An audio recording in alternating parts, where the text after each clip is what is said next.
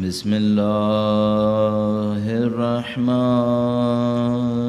الرحیم الحمد للہ رب العالمین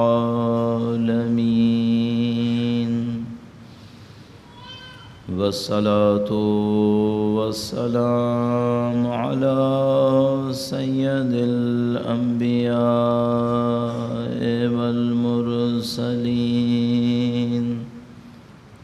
حبیب الہ العالمین بالقاسم محمد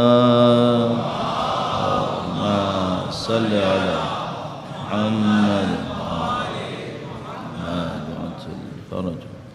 وعلى آله الطيبين الطاهرين سيما بقية الله في الأراضين قال الله تعالى في كتابه الكريم بسم الله الرحمن الرحيم أم حسبت أن أصحاب الكهف والرقيم كانوا من آياتنا عجبا درود بھیجے گا محمد و آل محمد محمد معجل فرد پروردگار عالم کا انتہائی احسان ہے، انتہائی شکر ہے کہ اس نے ہمیں دین مبین کی دولت نصیب فرمائی، اہل بیت اطہار علیہ السلام کی مودت محبت نصیب فرمائی، ہماری شناخت اہل بیت اطہار علیہ السلام کے نام پہ قرار فرمائی۔ اس دعا کے ساتھ کہ انشاءاللہ اس شناخت کے صدقے میں، ان کی نظر لطف کے صدقے میں ہمیں ان کے بہترین تابعدار فرما بردار جانثاروں میں قرار فرمائے، نسلاً بعد نسل قیامت تک ہماری تمام نسلوں کو ان کے جانثاروں میں قرار فرمائے، پرچم قرآن و اہل بیت کو دنیا کے کونے کونے تک پہنچانے والوں میں قرار فرمائے۔ انشاءاللہ اس دنیا اور آخرت کے تمام مراحل میں ان کی ہمراہی نصیب فرمائے انشاءاللہ۔ وقت کے امام کے حضور ادائے احترام کے لیے، ان کے ظہور کی تعجیل کی دعا کے لیے درود بھیجیں محمد و آل محمد اللہم صلی علی محمد و آل محمد وعجل فرجهم۔ پروردگار عالم نے قرآن کریم کو کتاب ہدایت کے عنوان سے نازل فرمایا۔ اس کتاب ہدایت کے اندر صرف احکام نہیں ہے کہ خدا حکم دے کہ یہ کرو اور یہ نہ کرو، جتنا خدا تعالیٰ نے قرآن کریم میں احکام دیے ہیں وہ کتاب کا چھوٹا حصہ ہے۔ زیادہ تر قرآن کریم نے احکام سے بڑھ کر حقیقتوں کو بیان کیا ہے، حقائق کو بیان کیا ہے۔ ہم 3 سطح پر کسی بھی جملے کو 3 حصوں میں تقسیم کرتے ہیں، 3 کیٹیگریز کے اندر۔ ایک تو یہ ہوتا ہے کہ کیا ہے اور کیا نہیں ہے، اس کو ہم حقائق کہتے ہیں۔ اسلامی علوم کی لغت میں اس کو عقائد تعبیر کرتے ہیں، کیا ہے اور کیا نہیں ہے۔ خدا ہے، قیامت ہے، فرشتے ہیں، خدا عادل ہے، خدا ظالم نہیں ہے، اللہ نے ایک نبی کو بھیجا ہے، ایک امام کو معین کیا ہے۔ کیا ہے اور کیا نہیں ہے، یہ عقائد ہے، ریالٹیز، حقائق۔ دوسرا حصہ ہوتا ہے کہ کیا ہونا چاہیے اور کیا نہیں ہونا چاہیے۔ انسان کو سچا ہونا چاہیے، انسان کو باوفا ہونا چاہیے، انسان کو مکار نہیں ہونا چاہیے، انسان کو ظالم نہیں ہونا چاہیے، امانت دار ہونا چاہیے۔ کیا ہونا چاہیے، کیا نہیں ہونا چاہیے، اس کو ہم اخلاق تعبیر کرتے ہیں۔ اخلاق انہی عقائد سے لیے جاتے ہیں، چونکہ خدا ہے اور وہ خدا خود عادل ہے، لہذا اس کے بندوں کو عادل ہونا چاہیے۔ کیونکہ خدا خود رحیم ہے، بندوں کو کہتا ہے میرے جیسے بنو، تو بندے کو بھی رحیم ہونا چاہیے، رحم دل ہونا چاہیے۔ کیا ہونا چاہیے کیا نہیں ہونا چاہیے یہ ایکسٹریکٹ کیا جاتا ہے، کیا ہے اور کیا نہیں ہے، عقائد سے اخلاق نکالے جاتے ہیں۔ تیسرے لیول پر کیٹیگری آتی ہے کیا کرو اور کیا مت کرو، اس کو ہم احکام کہتے ہیں، یہ کرو اور یہ نہیں کرو۔ اقیم الصلاۃ، نماز قائم کرو، آتوا الزکوٰۃ، زکوٰۃ دیا کرو، اعدلوا، عدل کرو، یہ تیسرا حصہ ہے۔ بس 3 حصوں میں ہم تقسیم کرتے ہیں، عقائد جو حقیقتیں گراؤنڈ ریالٹیز، اس کے اوپر اخلاقیات، ایتھکس مورلز، کیا ہونا چاہیے کیا نہیں ہونا چاہیے، اس کے اوپر کیا کرو اور کیا نہ کرو، احکام، کمانڈز۔ یہ دین کی عمارت کی 3 منزلیں آپ اس کو کہہ سکتے ہیں، اور اس میں جو بیس ہے جس کے اوپر ساری عمارت کھڑی ہے وہ حقائق ہے، کیا ہے اور کیا نہیں ہے، اس سے اخلاقیات اور اس سے احکام۔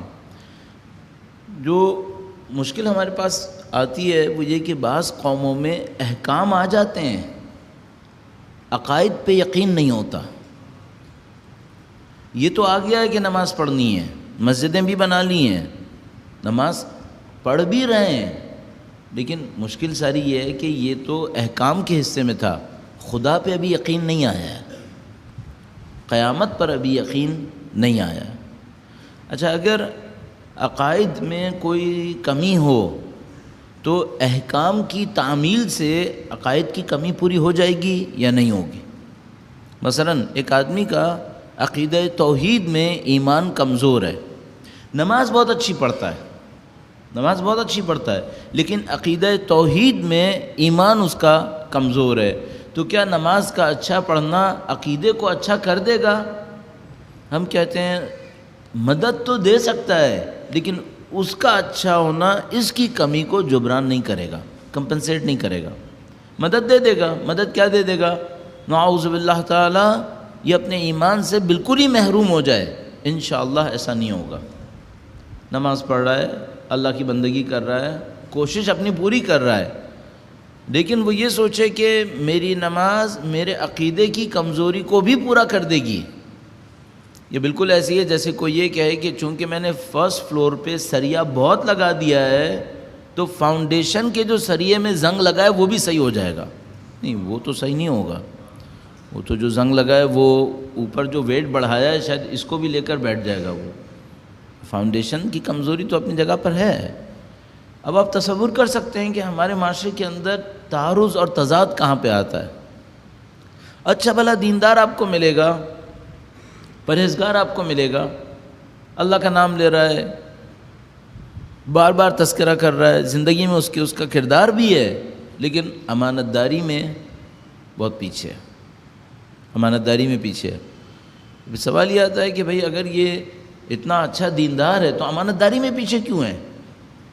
جب نماز پڑھتا ہے، خدا کو دیکھتا ہے، خدا کے سامنے حاضر ہوتا ہے، اقم الصلاۃ لذکری، نماز کو اللہ کے ذکر کے لیے اقامہ کرتا ہے، تو پھر دیانتداری امانت داری میں کم کیوں ہے؟ تو پھر سمجھ میں آتا ہے کہ نہیں، یہ جو نماز کو بھی قائم کر رہا ہے نا، اس کو بھی ظاہر میں تو پورا کر رہا ہے، فکر اس کی وہاں پہ بھی صحیح نہیں ہے، یہ خدا کے سامنے اپنے آپ کو حاضر نہیں سمجھ پا رہا ہے۔ تو وہ جو فکر کی کمزوری ہے، عقیدے کی کمزوری ہے، وہ آگے تک سرایت کرتی چلی جاتی ہے۔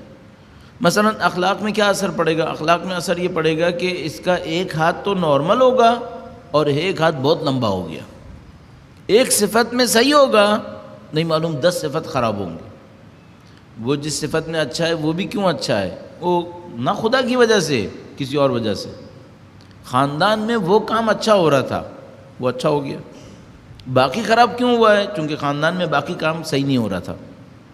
تو اگر دین سے لیا ہوتا تو باقی کو بھی تو صحیح کرنا تھا اس کو۔ یہ مشکل آ رہی ہے، تو ابھی اس کا حل کیا ہوگا؟ اس کا حل یہ ہوگا کہ حقیقتوں کو دوبارہ سے سمجھا جائے۔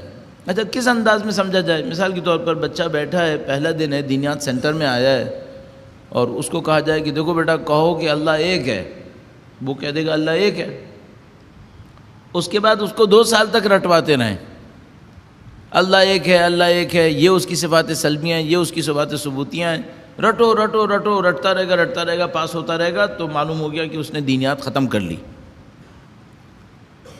اس سے عقیدہ سیکھ لیا اس نے؟ ایسے عقائد سیکھ لیں گے؟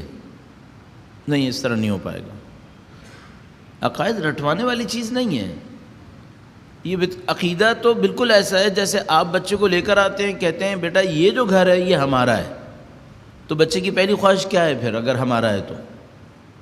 کہ چلو اندر، ٹھیک ہے چلتے ہیں، اگر ہمارا ہے ٹھیک ہے اندر چلتے ہیں، اندر جائیں گے، رہیں گے، استعمال کریں گے، چونکہ ہمارا ہے۔ آپ کو بچے کو رٹوانا پڑتا ہے کہ بیٹا ہر روز رٹ کے بتاؤ کہ یہ گھر ہمارا ہے؟ نہیں، یہی کہ آپ چابی کھول کر اندر گئے، استعمال کرنا شروع کیا، بچہ سمجھ جاتا ہے گھر ہمارا ہے، رٹوانے کی تھوڑی ضرورت ہے۔ کب ہم نے بچے کو یقین دلایا کہ خدا ہے؟ کہاں یقین دلایا؟ ہم نے بچے کو رٹوایا ہے کہ خدا ہے، یقین نہیں حاصل ہوا اسے۔ آپ نے کبھی نہیں رٹوایا کہ یہ گھر ہمارا ہے۔ آپ نے کبھی رٹوایا کہ یہ تمہاری والدہ ہے، میں تمہارا باپ ہوں؟ کبھی نہیں۔ یہ کہ ماں کی طرح رویے سے پیش آ رہی ہے، باپ کی طرح پیش آ رہا ہے، یہ اس کو سمجھانے کے لیے کافی ہے کہ یہ تمہارا باپ ہے اور یہ تمہاری ماں ہے۔ یہ وہ کمی ہے جو ہم لوگوں کے ساتھ پیش آ رہی ہے۔ ہم نے عقائد رٹائے، سکھائے، اس انداز میں سکھائے۔ اگر بچوں کو اس انداز میں سکھاتے کہ ان کی روح تک پہنچ جاتے۔ اچھا، یہ صرف عقائد کا مسئلہ نہیں ہے ہماری سوسائٹی میں۔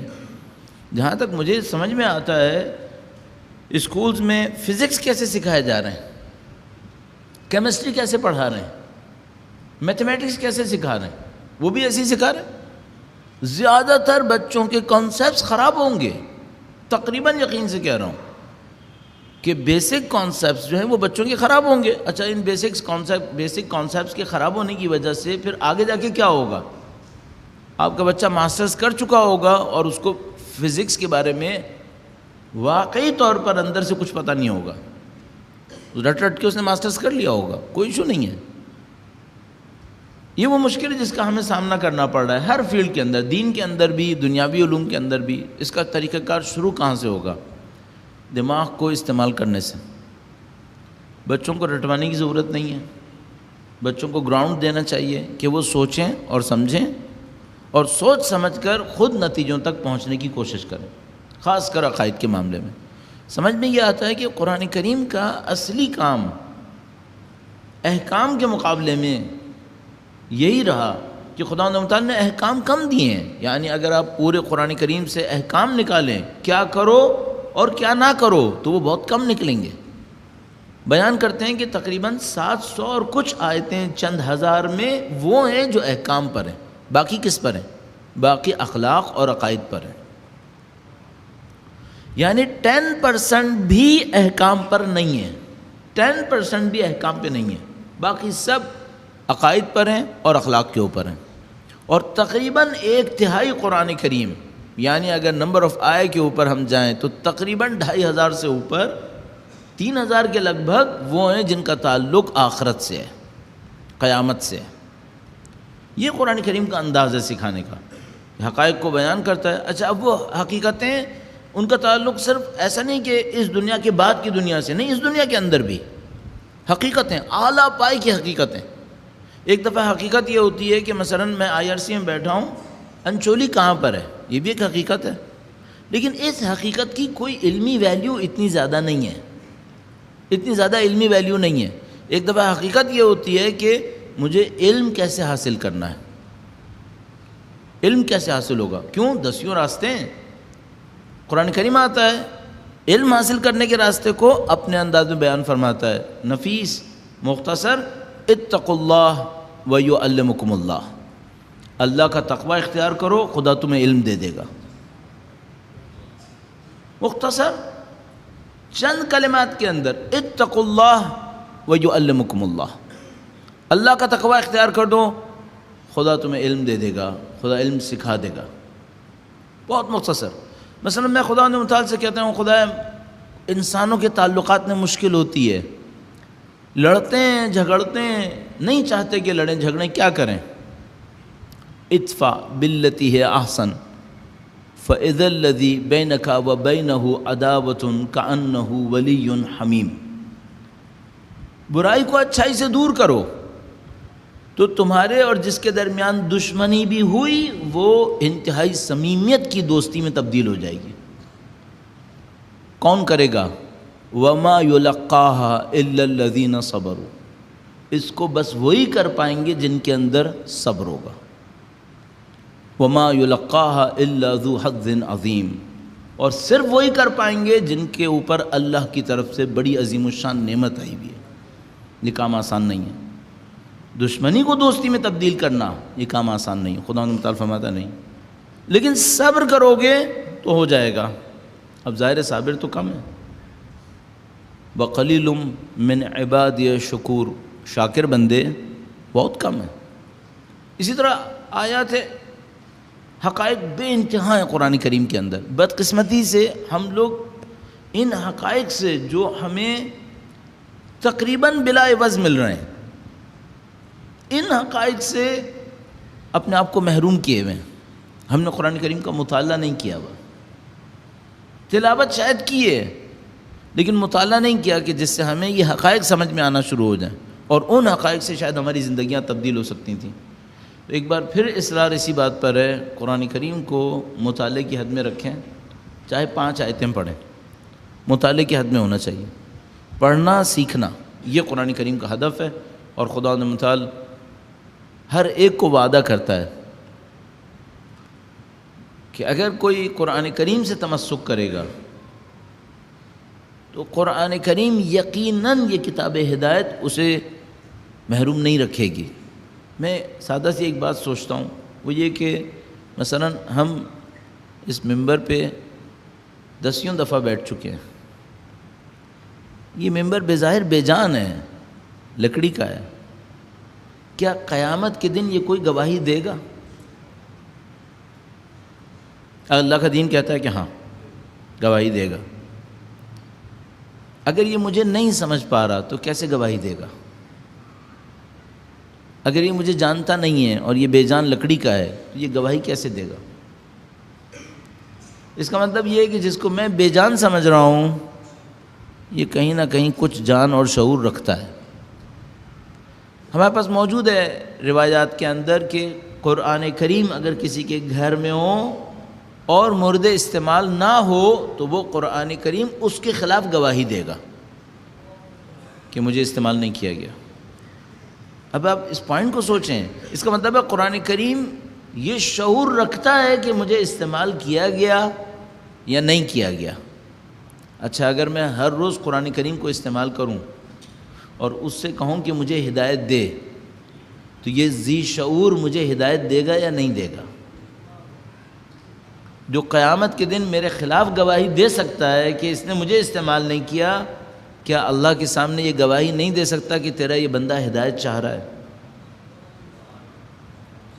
ہمیں اس انداز میں قرآن کو دیکھنا پڑے گا کہ یہ 2 جلدوں کے درمیان کاغذوں کا، نعوذ باللہ، کاغذوں کا ڈھیر نہیں ہے جس کے اوپر سیاہی پھیلی ہوئی ہے.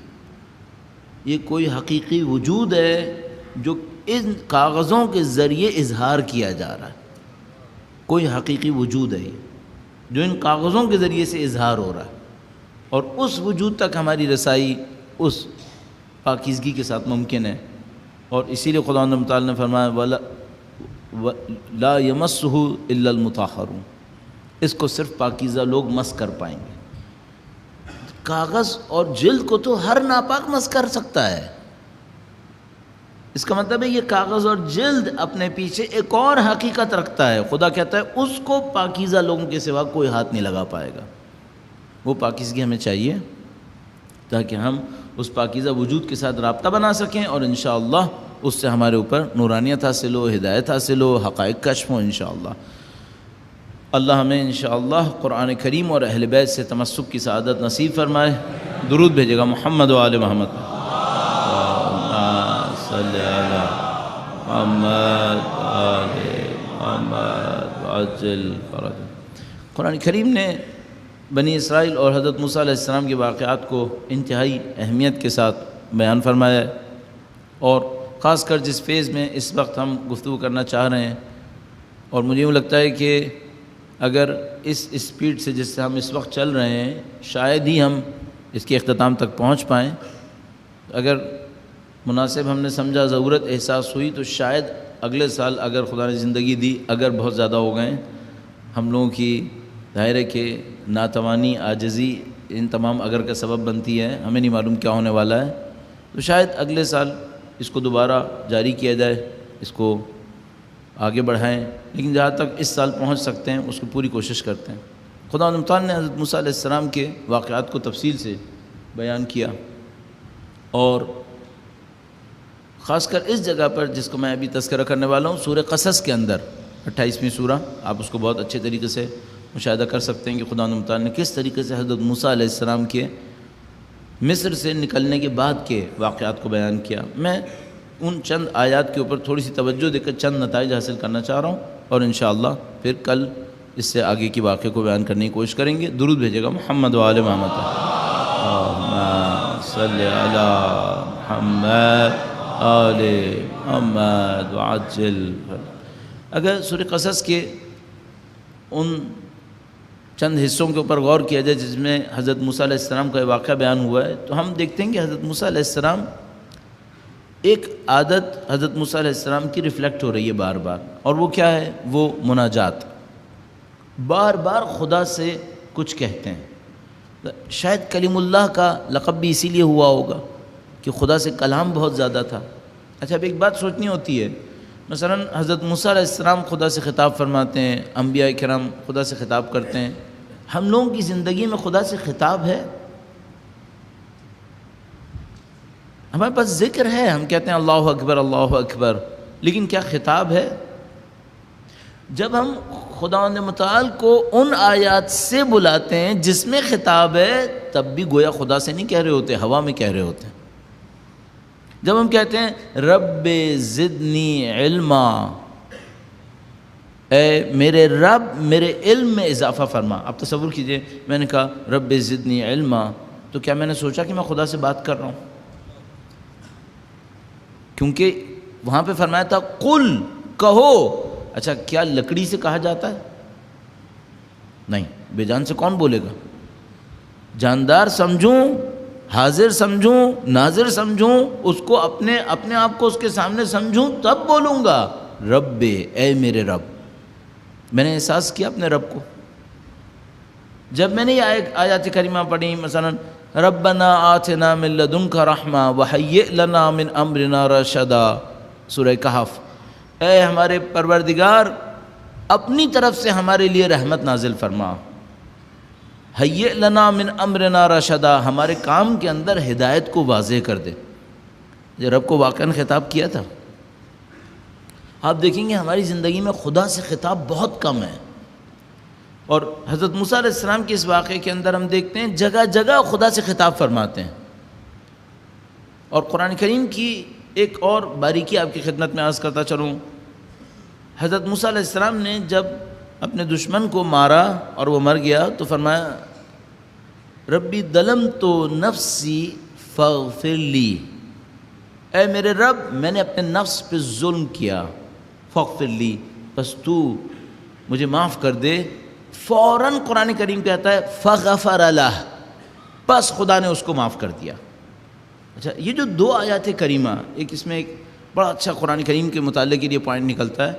دو آیات کریمہ آئیں، ربی ظلمت نفسی، میں نے اپنے نفس پہ ظلم کیا، فاغفر لی، بس تو مجھے معاف کر دے. میں نے اعتراف کیا کہ میں نے اپنے نفس پہ ظلم کیا، تو مجھے معاف کر دے.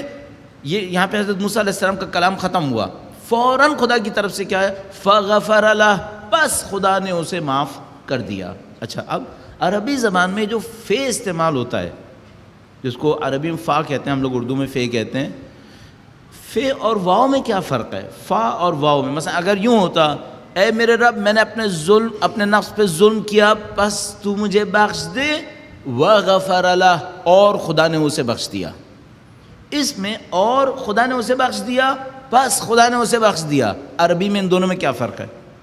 عربی میں کہتے ہیں کہ اگر یہ اور یہ دو چیزیں ایک دوسرے کے ساتھ ایسی اٹیچ ہوں کہ یہ آئے اور یہ خود بخود ہو جائے تو بیچ میں فے لگے گا، فے آئے گا. مثلا میں نے بٹن دبایا، لائٹ جل گئی، صحیح ہے. اچھا، ان دونوں میں کتنا بریک ہے؟ کوئی بریک نہیں ہے. لائٹ کی سپیڈ 1,24,000 کلومیٹر پر سیکنڈ، اور اس میں کوئی بریک نہیں ہے کہ وہ میں نے یہاں پہ بٹن دبایا، کنیکشن دیا اور فوراً بلب جل گیا. تو یہاں پہ میں واو استعمال نہیں کر سکتا، یہاں مجھے فا استعمال کرنا چاہیے. میں نے بٹن دبایا. اور دوسرا ایک اور بات، ایک تو یہ کہ زمانے کا فاصلہ کم ہونا چاہیے، دوسرا یہ کہ الٹیمیٹ رزلٹ یہ ہونا چاہیے. یہ کروں گا تو قطعاً یہ ہوگا. میں نے آگ جلائی اور دھواں نکلا، الٹیمیٹ رزلٹ یہی ہے. آگ اور حرارت جہاں ہوگی وہاں کچھ نہ کچھ دھواں ہوگا، الٹیمیٹ رزلٹ. اب خدا متعال نے فرمایا، حضرت موسیٰ نے کہا ربی ظلمت نفسی، اے میرے رب میں نے اپنے نفس پہ ظلم کیا، فغفر لی، پس تو مجھے معاف کر دے. فغفر لہ، پس خدا نے اسے بخش دیا. اس کا مطلب یہ ہے کہ اس آیے کریمہ کو اگر میں نے دل سے کہہ دیا تو خدا اسی طرح بخش دے گا جیسے حضرت موسیٰ علیہ السلام کو معاف کیا. فا کا جو تعلق ہے وہ یہ بتا رہا ہے، جو فا کا تعلق ہے یہ بتا رہا ہے کہ اس میں اور اس میں، جس کو ہم لوگ کہتے ہیں ڈائریکٹلی پروپورشنل ہے، یہ ہوا تو یہ ہوگا. اب آپ قرآن کریم میں فا رابطوں کے درمیان میں ڈھونڈیے کہاں کہاں پر ہے، تو آپ کو پتہ چل جائے گا کہ قانون ہے یہ جب بھی ہوا یہ ہوگا.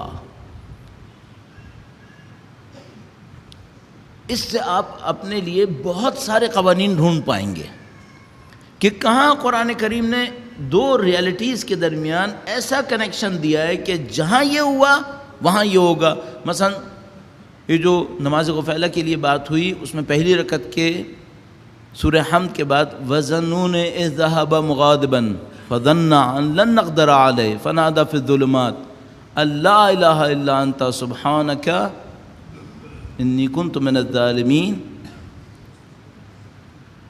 جیسے ہی حضرت ذنون نے یہ کہا، خداوند تعالیٰ فرماتا ہے ہم نے نجات دے دی، ہم نے نجات دے دی. اس کا مطلب کیا ہے؟ اس جملے میں اور نجات ملنے میں رابطہ بنا ہوا ہے. اگر کوئی اس کو اس دل کے ساتھ کہہ دے فوراً نجات ملے گی، فوراً نجات ملے گی. آپ قرآن کریم میں اس طرح رابطوں کو ڈھونڈ لیں. اگر آپ کو دو رابطے مل گئے اور ان دو رابطوں میں ہی آپ نے عمل کر دیا، اب آپ سمجھ رہے ہیں آپ کے پاس طاقت کتنی ہے؟ آپ کے پاس ایکسٹرا آرڈنری طاقت ہے. اگر دو، تو میں کہہ رہا ہوں دو نہیں، پوری زندگی محنت کروں اور ایک مل جائے، ایک مل جائے اور مجھے پتہ چل جائے کہ یہ کرتے ہیں تو یہ ہو جاتا ہے فوراً، اور اس کو میں کر سکا، تو یہ سمجھ لیجیے یہ چھوٹا موٹا اس میں اعظم بن جائے گا آپ کے لیے، کہ آپ کو ایک ایسا طریقہ کار پتہ چل گیا ہے کہ دنیا اس کام کو کرنے کے لیے پتہ نہیں کیا کچھ کرے، اور آپ کو سمجھ میں آ گیا کہ نہیں یہ ایسے ہوتا ہے. اس کو ڈھونڈیں قرآن کریم میں. اور یہ رابطے کئی جگہ اس طرح بیان ہوئے ہوئے ہیں کہ جس میں دو حقائق ایک دوسرے سے جڑے ہوئے ہیں. اب یہاں پر بھی ایسا ہی ہے.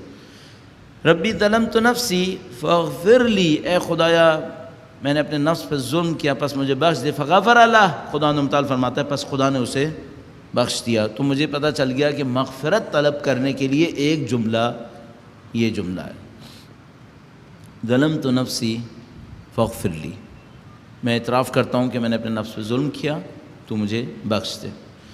حضرت موسیٰ علیہ السلام کا مکالمہ بہت زیادہ ہے خدا کے ساتھ. دو اور مورد ہیں، ایک کو میں عرض کروں گا، درود بھیجے گا محمد و آل محمد صلی علی محمد آل محمد عسیٰ ان یہدینی ربی سواء السبیل. مصر سے نکلے، مدین پہنچے، یہاں پہنچے اور خدا متعال سے دعا کی، خدایا شاید خدا مجھے سچے راستے کی طرف، بہترین راستے کی طرف ہدایت فرمائے. خدا سے پھر مکالمہ کیا. تیسرا مکالمہ میں روک کے رکھوں گا، اس کا بھی بات کریں گے. بس ہمیں کیا چیز سمجھ میں آتی ہے پہلی اس حضرت موسیٰ علیہ السلام کی اس عادت سے؟ وہ یہ کہ ہمارا خدا سے کلام ہونا چاہیے، براہ راست کلام ہونا چاہیے. خدا ہماری زندگی میں حاضر ہو، نہ کہ ہم نعوذ باللہ تعالیٰ خدا کو غائب سمجھ رہے ہوں. یہ پہلی بات. حضرت موسیٰ علیہ السلام وہاں پہنچے تو انہوں نے ایک منظر دیکھا، ایک کنواں ہے، پانی کی کوئی جگہ ہے. قرآن کریم نے کنواں نہیں لکھا، احتیاط کیجیے گا قرآن کریم کیا کہتا ہے. روایات ایک علیحدہ مسئلہ ہے، قرآن کریم میں کیا ہے اس کے لیے آپ کو کیا کرنا ہوگا، آپ کو قرآن کریم کا ایک ایک لفظ غور سے پڑھنا پڑے گا. وہاں پہ لکھا ہے پانی ہے، یہ نہیں لکھا کنواں ہے، لیکن ہمیں روایات سے پتہ چلا ہے کہ کنواں ہے. قرآن کریم میں وہاں پر پانی نہیں ہے. میں وہاں پہ کیوں کہہ رہا ہوں؟ ممکن ہے کسی اور آیت میں بھی ذکر ہوا ہو، تو وہاں ممکن ہے کچھ اور ہو۔ یہ جو ہمارے یہاں SMS پہ آ جاتا ہے نا، یہ قرآن نے یہ کہا ہے، احمقانہ ترین حرکتوں میں سے ایک حرکت ہے۔ جو کافر کرتے تو ہم ان کی گردن اڑا دیتے، وہ ہم خود کر رہے ہیں۔ وہ کیا؟ اپنے ہاتھوں قرآن بنا رہے ہیں۔ کیا حماقت ہے یہ؟ ایک آدمی بھیجتا ہے قرآن کریم کی آیت کریم ہے، بعد میں پتہ چلتا ہے روایت تھی، آیت بول رہا اس کو، بعد میں پتہ چلتا ہے ایسا آیت روایت بھی نہیں ہے، اچھی بات ہے، کہتے قرآن کریم نے کہا ہے۔ کیا کوئی ذمہ داری نہیں ہے؟ کوئی لکھ کے بھیجے گا یہ آیت کریمہ پڑھو، بم کا اثر نہیں ہوگا۔ عقل مند آدمی، اللہ کے نبی کے زمانے میں بم تھا کب کہ تمہیں یہ پتہ چل گیا کہ اس آیت کریمہ میں بم کے اثر نہ ہونے کا ایک تاثیر ہے؟ کیسی بات ہے؟ اپنی طرف سے بولے چلے جا رہے ہیں۔ بھئی ٹھیک ہے، تم کہو کہ اگر یہ آیت کریمہ پڑھو گے مصیبتوں سے محفوظ رہو گے، کیونکہ یہ سینس بنتی ہے، اللہ کے رسول نے کہا ہوگا کہ اس آیت کریمہ کو پڑھو گے مصیبتوں سے محفوظ رہو گے، لیکن کیا اللہ کے رسول نے یہ کہا ہوگا کہ بم سے محفوظ رہو گے؟ نہیں، اس زمانے میں چائنیز بم استعمال کر رہے تھے، عرب استعمال نہیں کر رہے تھے، تو کچھ سینس نہیں بن رہی اس کی۔ اس طرح کی حماقتیں کر کے ہم اپنے دین کو کمزور کیوں کر رہے ہیں؟ ہم ذمہ دار ہیں، اپنے کام کو اچھے طریقے سے کریں۔ قرآن کریم نے فرمایا حضرت موسیٰ علیہ السلام وہاں پر پہنچے، انہوں نے ایک عجیب منظر دیکھا، لوگ پانی پلا رہے ہیں اور دو خواتین اپنے جانوروں کو روک رہی ہیں۔ اب یقیناً روکنے میں کافی مشکل آ رہی ہوگی، اور اس کو دیکھ کر حضرت موسیٰ علیہ السلام فوراً اٹھے اور ان دونوں کے پاس آئے۔ اب یہاں پہ ایک اور پوائنٹ آتا ہے، آیا حضرت موسیٰ علیہ السلام مشکل میں نہیں ہے؟ ابھی تو انہوں نے اللہ سے درخواست کی تھی خدایا مجھے کچھ راستہ دکھا دے، اور ہمیں معلوم ہے خداوند متعال نے فرمایا تھا کہ حضرت موسیٰ جب نکلے تو خائفاً یترقب تھے، دشمن کا خوف بے انتہا تھا۔ تو کیا حضرت موسیٰ علیہ السلام خود مشکل میں نہیں تھے؟ مشکل میں تھے، تو اتنا وقت کیسے نکلا کہ دو عورتوں کو کھڑا دیکھ کر ان کے پاس گئے اور پوچھا ماں خطبکما، تمہاری مشکل کیا ہے؟ وقت کا مسئلہ نہیں ہے، احساس کا مسئلہ ہے۔ نبی کے دل میں حساس دل ہوتا ہے، کسی کو مشکل میں دیکھ کر وہ اپنی مصیبت بھول کر اس کی مشکل حل کرتا ہے۔ انصاف کی بات کیا ہے؟ یہ لیڈر کی کوالٹی ہے، یہ لیڈر کی کوالٹی ہے۔ حضرت موسیٰ علیہ السلام کے اندر لیڈرشپ کی کوالٹیز نظر آ رہی ہیں۔ ان کو اپنی کم مشکل ہے، قتل کا الزام لگا ہوا ہے، فرعون کی حکومت ان کو ڈھونڈتی پھر رہی ہے، وہ اپنا شہر چھوڑ کر کہیں نکل کھڑے ہوئے ہیں، اپنی منزل پہ پہنچے نہیں ہیں، ان کو نہیں پتا میرا مستقبل کیا ہے۔ خدا سے کہہ رہے ہیں خدایا کوئی راستہ دکھا کہ میں کیا کروں۔ ایک اجنبی علاقے میں پہنچے ہوئے ہیں اور ایک منظر دیکھا اور وہ اپنی ساری مشکل بھول گئے، اور ان خواتین کے پاس پوچھ کر گئے اور پوچھا کہ بھئی تمہاری مشکل کیا ہے؟ ما خطبکما، تمہارا معاملہ کیا ہے؟ یہ ہمدرد دل چاہیے یا نہیں چاہیے؟ اچھا، اس کی پریکٹس کیسے کریں؟ پریکٹس کیسے کریں؟ میں ماہر نہیں ہوں، ہم لوگوں کے ہاں سب سے بڑی مشکل یہ ہوتی ہے بولنے والے کو سمجھ رہے ہوتے ہیں یہ ماسٹر ہے، نہیں ہم ماسٹر نہیں ہیں، نہ ہمارے پاس ایسی کوئی مہارت ہے، لیکن ہمیں یہ پتہ ہے کہ کرنا کیا چاہیے۔ یہ کرنا چاہیے، اگر آپ کسی اجنبی ترین انسان کو بھی مشکل میں پڑا دیکھیں، کچھ نہیں کر سکتے نا تو اس کے لیے دعا دے دیں، کچھ کر سکتے ہیں تو کر ڈالیے۔ مثلا میں گاڑی میں گزر رہا ہوں، روڈ کے کنارے ایک آدمی کھڑا ہے، میرا دل کوڑ رہا ہے، اتنی گرمی میں آدمی کھڑا ہے، اس کو لے کے جانا چاہیے۔ سیکیورٹی کے ریزنز کی وجہ سے، کسی بھی وجہ سے میں گاڑی نہیں روک سکتا، مجھے وہاں سے جانا ہے، میں اس کی مشکل حل نہیں کر سکتا، دعا دے سکتا ہوں۔ اگر دعا بھی نہیں دے رہا تو اس کا مطلب کیا ہے؟ میں اس کو نظر انداز کر رہا ہوں۔ خدا مجھ سے سوال کرے گا تم نے میرے ایک مظلوم انسان کو مشکل میں دیکھا تو نظر انداز کیوں کیا؟ مجھے کچھ کرنا چاہیے، میرے پاس کوئی دلیل ہونا چاہیے۔ اچھا، کالز آتی ہیں، مثلا کوئی کال کرتا ہے، وہ کہتا ہے کہ میں اس طرح سے مشکل میں ہوں، اس طرح سے مشکل میں ہوں، میرے لیے کچھ کریں۔ میرے پاس دو راستے ہیں، میں اس کو نظر انداز کر دوں یا میں اس کے لیے کچھ کروں۔ اب مشکل یہ ہے کہ مجھے پتہ ہے کہ غلط کالز پروپورشنلی بہت زیادہ آئیں گی، مور دین 50%، لیکن کیا ان مور دین 50% کی وجہ سے میں 40% حقداروں کو بھی چھوڑ دوں؟ نہیں، یہ بھی نہیں کر سکتا۔ بہت دفعہ کچھ نہیں کر سکتا تو مجھے چاہیے کہ میں اس کے لیے دعا کروں، لیکن اس کا مطلب یہ نہیں کہ صرف دعا ہی کر رہا ہوں، اگر کچھ کر سکتا ہوں تو عملاً کر دوں، مشکل میں تو کام آ جاؤ۔ اگر واقعاً ممکن ہے، میں تو اس ایکسٹریم پوزیشن کا کہہ رہا ہوں جہاں کچھ ممکن نہیں ہے، حضرت موسیٰ علیہ السلام کے لیے ممکن تھا، اپنی مشکل میں تھے، ساری چیزیں تھیں، لیکن وہ گئے، انہوں نے پوچھا ما خطبکما، تمہارا معاملہ کیا ہے؟ تو انہوں نے بتایا کہ یہ جو لوگ ہیں یہ پانی پلا رہے ہیں جانوروں کو، گویا اس علاقے میں پانی کی کمی ہے، ایک ہی سورس ہے جہاں سے پانی ملتا ہے، وہاں پہ لوگوں کا ازدحام ہے، رش ہے، اور وہ جو خواتین ہیں وہ اس رش کے اندر اپنے آپ کو شامل نہیں کرنا چاہ رہی، تو وہ اپنی بھیڑ بکریوں کو روک رہی ہیں کہ وہ پانی پینے کی طرف نہ جائیں ورنہ پھر لوگوں کے درمیان جانا پڑے گا انہیں۔ حضرت موسیٰ علیہ السلام کو یہ بات بھی پسند آئی ہوگی کہ عورتیں باحیا ہیں، عورتیں باحیا ہیں۔ اچھا، حضرت موسیٰ علیہ السلام کا دل ایک اور بات بھی کوڑھا ہوگا کہ دوسرے لوگ ان کے لیے کچھ کر کیوں نہیں رہے۔ حضرت موسیٰ علیہ السلام کی غیرت کے اوپر گویا ایک بات آئی ہوگی کہ یہ کتنی غلط بات ہے کہ دو عورتیں کھڑی ہیں، وہ مشکل میں ہیں اور لوگ ان کا احترام نہیں کر رہے، اور وہ اپنے کام میں لگے ہوئے ہیں اور وہ بیچاری اپنی مشکل میں۔ تو حضرت موسیٰ علیہ السلام کا دل کوڑا ہے اس بات کے اوپر، نزدیک آئے، پوچھا کام کیا ہے؟ کہا یہ مسئلہ ہے۔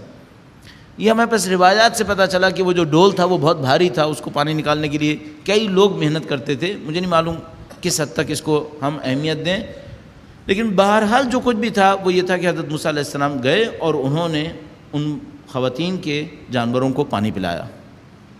بظاہر آسان کام نہیں تھا، بظاہر سخت کام تھا جو حضرت موسیٰ علیہ السلام نے کر دیا، اس کی دلیل ہمیں بعد میں ملتی ہے۔ جیسے حضرت موسیٰ علیہ السلام نے یہ کیا، اس کے بعد خواتین سے کوئی مکالمہ نہیں کیا۔ یہ شرافت کی ایک اور نشانی ہے، نہ شکریہ مانگا، نہ عورتوں سے مزید کوئی بات کی، کہا ٹھیک ہے جتنی ضرورت تھی اتنی بات کی۔ عجیب بات یہ کہ خدا متعال نے جو خواتین سے حضرت موسیٰ علیہ السلام نے پوچھا اس کا جملہ کوٹ کیا ہوا ہے، اور وہ صرف 2 لفظ ہیں، ما خطبکما، بس۔ یہ حضرت موسیٰ علیہ السلام وہ ہیں جب خدا سے بات کرنے آتے ہیں تو لمبی لمبی باتیں کرتے ہیں۔ خدا نے ایک دفعہ پوچھ لیا تھا کہ ہاتھ میں کیا ہے، تو پوری داستان سنا دی تھی، یہ لاٹھی ہے، میں یہ کرتا ہوں، میں وہ کرتا ہوں، لیکن جب اجنبی خواتین سے بات کی تو صرف 2 کلمے، ما خطبکما۔ شرافت کی ایک اور نشانی۔ کام کرنے کے بعد پھر کوئی بات نہیں کی کہ کہیں خواتین شرمندہ نہ ہوں کہ میں نے ان کے لیے کچھ کیا۔ پھر کیا کیا؟ فسقا لہما، ان کے لیے پانی پلایا اور جا کر ایک سائے میں بیٹھ گئے۔ اچھا، اس سائے میں بیٹھ کیوں گئے؟ گھومیں پھریں کچھ کریں؟ نہیں۔ اگر انسان اپنی ساری کوشش کر لے اور کچھ نہ ہو رہا ہو تو خدا پہ توکل کرے، توکل کرے، خدا راستہ دکھائے گا۔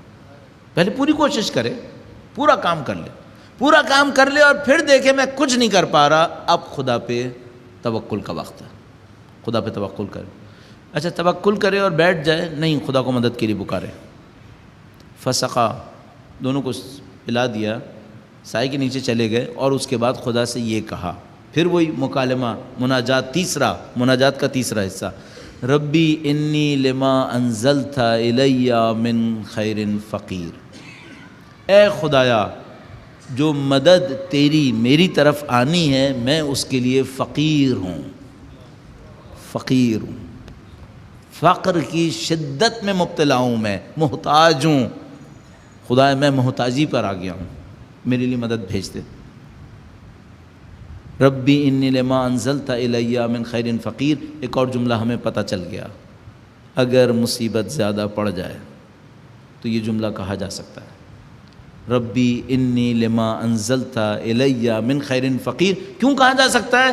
چونکہ فجاءت احداہما تمشی علی استحیاء، جیسے ہی انہوں نے یہ کہا ان 2 میں سے ایک خاتون ان کے پاس آ گئیں۔ اس کا مطلب ہے پھر فا بیچ میں آیا ہوا ہے، فجاءت، پس وہ خاتون آئیں۔ اس کا مطلب ہے اس جملے کے بعد نصرت خدا میں زیادہ فاصلہ نہیں ہے، نصرت خدا نصیب ہوتی ہے۔ اللہ انشاءاللہ ہمیں عمل کرنے والوں میں سے قرار فرمائے انشاءاللہ۔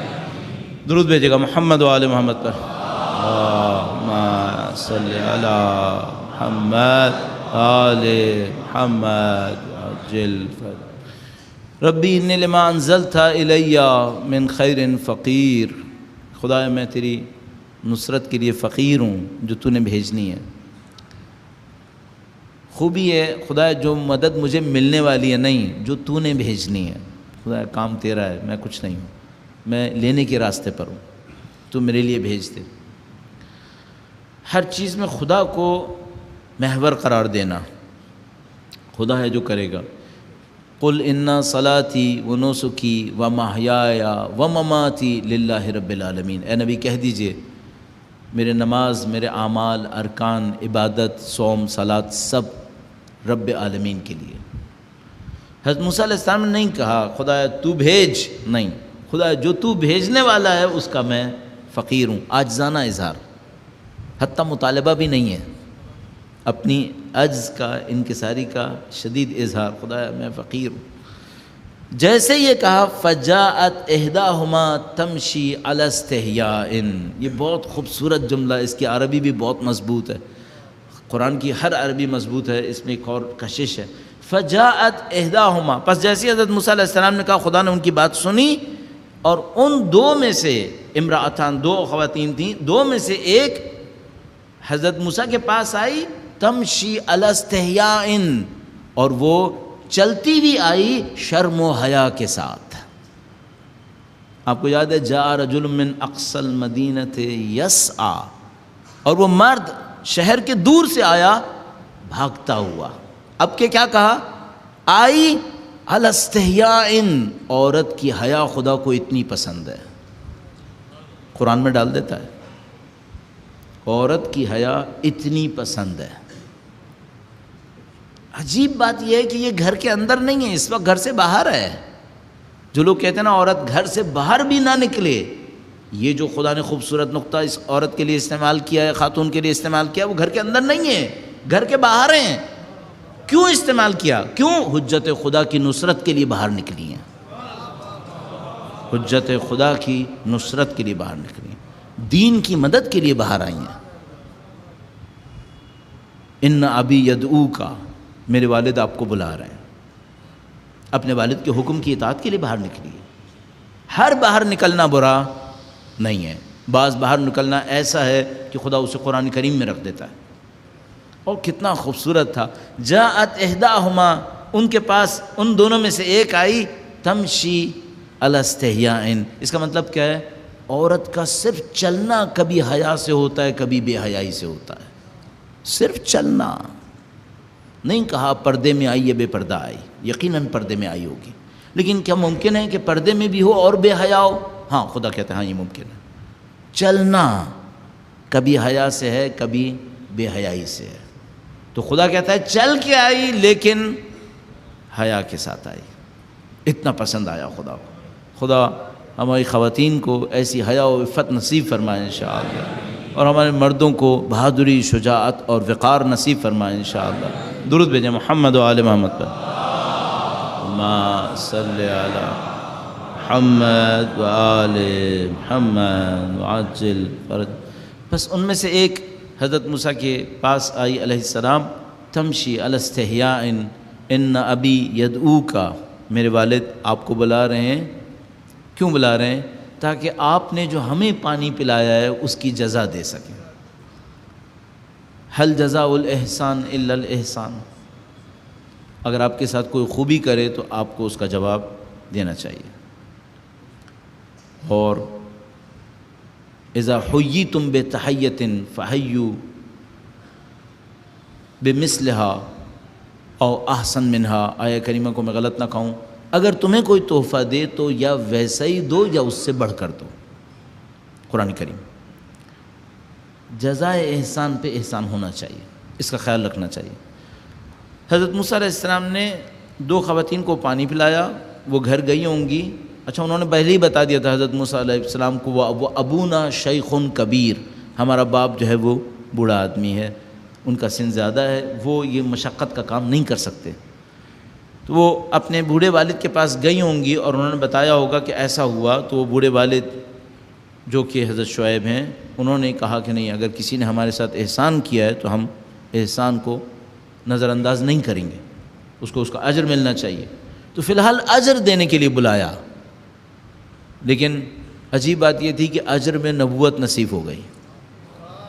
یہ بہت عجیب ہے، پانی پلانے پہ نبوت بھی مل جاتی ہے اگر کوئی دل سے پلا دے۔ پانی پلایا تھا نا، اور تو کچھ نہیں کیا تھا، لیکن کس مصیبت میں دوسروں کے کام آئے تھے۔ اس کا مطلب کیا ہے؟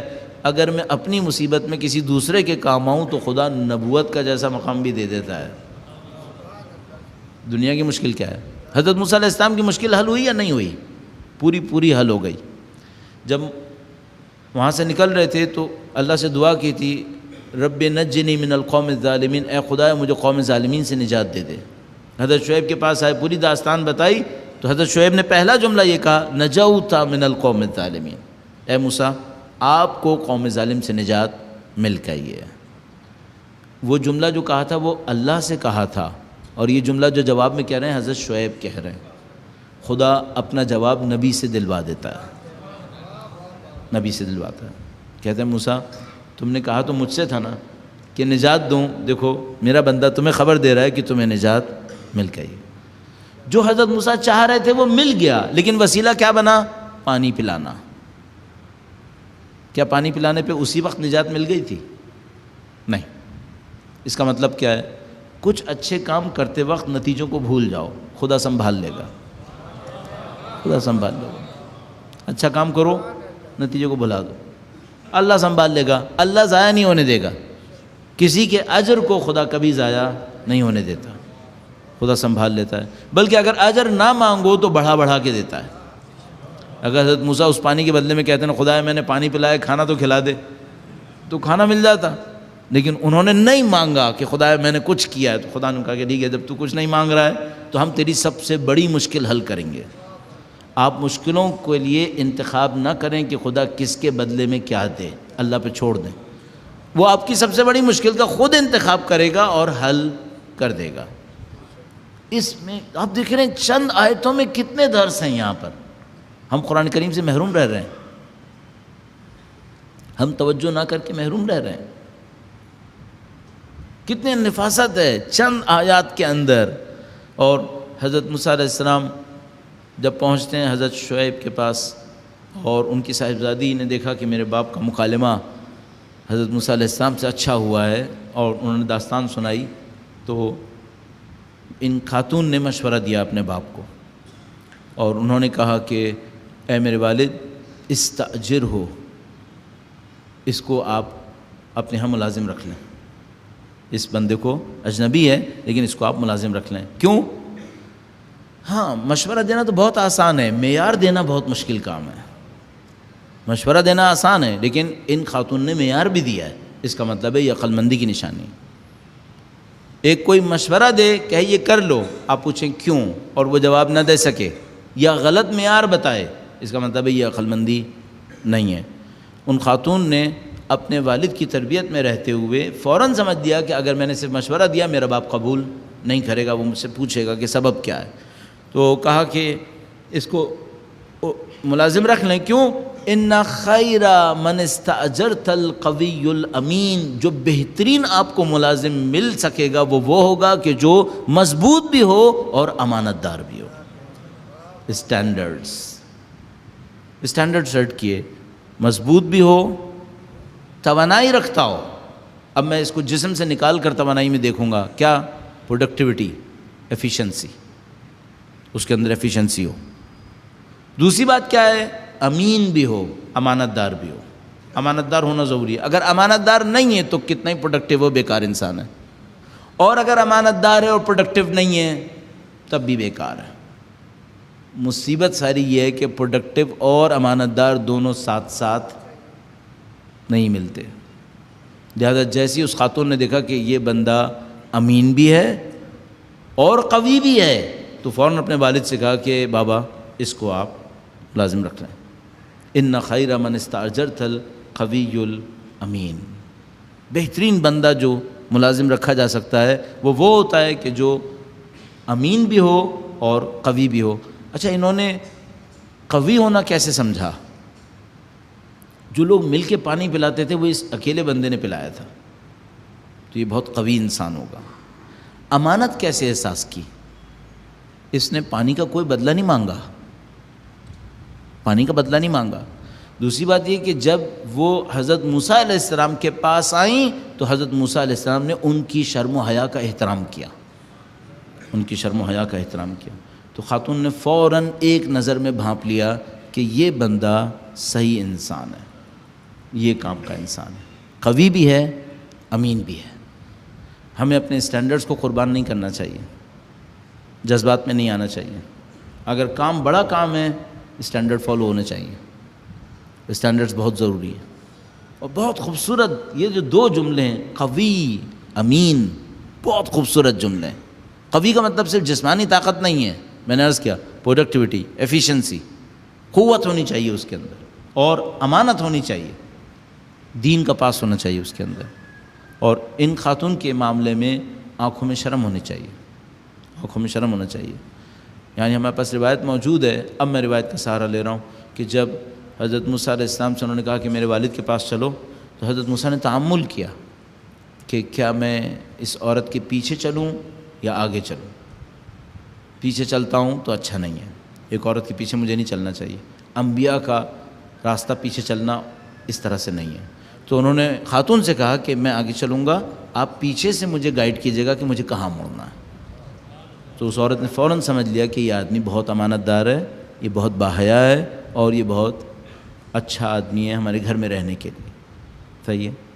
یہ اعزان محترم، میں نے کیوں اتنی تفصیل سے عرض کیا، اس کی دو وجہیں. ایک تو یہ کہ مجھے لطف آتا ہے جب میں قرآن کریم سے اس طرح سیکھنے کی کوشش کرتا ہوں، بہت لطف آتا ہے.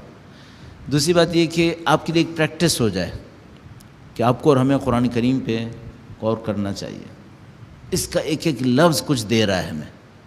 البتہ میں بھی اس قابل نہیں ہوں کہ ہر لفظ سے معنی نکال سکوں، چاہے یہاں پہ آسان حصہ تھا اس لیے میں نے اس کا انتخاب کیا کہ یہاں اس میں آسانی زیادہ تھی ایکسٹریکٹ کرنے کے لیے. شاید ہر آیت کریمہ سے میں اتنی آسانی سے نہیں نکال پاؤں گا، لیکن میں کہہ رہا ہوں ہم مس کیوں کریں، ہم اس کو چھوڑ کیوں دیں. اور من جد وجد، جو کوشش کرے گا وہ پا لے گا. تو اگر ہم قرآن کریم کے ساتھ جد و جہد جاری رکھیں تو نصیب ہو جانا چاہیے، نصیب ہو جانا چاہیے. اور ہم نے خداوند متعال کی طرف سے ان چند آیات کے اندر انسانی خصوصیات کا احترام دیکھا کہ مثلا خداوند متعال نے حضرت موسیٰ علیہ السلام کی حس سے ہمدردی، اس کا احترام کیا. خداوند متعال نے ان کے اس توسل کا ایک احترام کیا اور ان کو ایک مقام دیا. ہم خداوند متعال نے ان خاتون کے چلنے کا بھی احترام کیا. اگر کوئی اللہ کی راہ میں حجت خدا کی مدد کے لیے چلے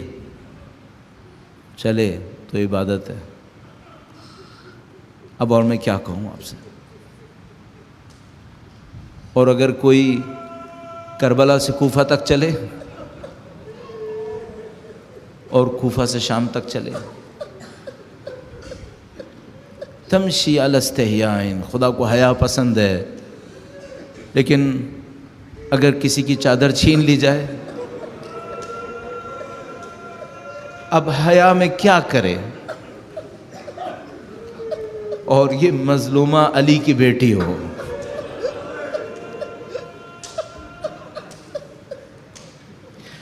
کتنی حیا کی خواہش ہوگی کہ ایک چادر ہوتی.